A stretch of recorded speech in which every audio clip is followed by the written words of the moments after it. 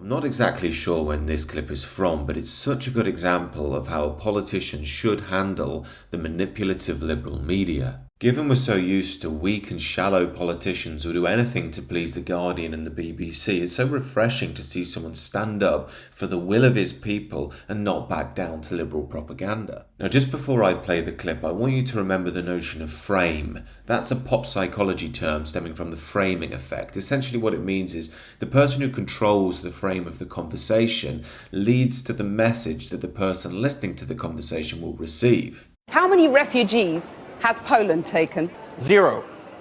And you're proud of that?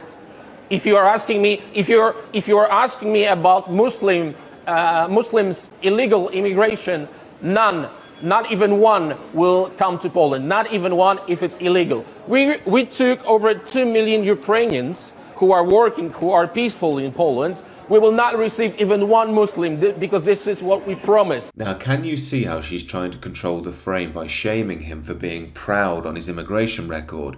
Proud is irrelevant. Shame is irrelevant. What's relevant is the will of the people, and it's his job to carry that out, which he is. Now, I'm sure you've noticed this before, but do the BBC and Channel 4 and the like bring in, say, the Saudi immigration minister to shame him about not bringing in any Gazans? Of course they don't, because immigration policy isn't what this is really about. This is about shaming the viewer. They take a European MP as they view him as closer to the British MPs and the British people, and they want to make him out to be the bad guy and manipulate you into thinking that if you agree with him, you're somehow evil and shameful. And given this Polish politician isn't biting, she of course ups the ante by using the R word, although the politician gives a perfect display in how to handle that. And Jean-Claude Juncker, the Commission President, says that you're racist.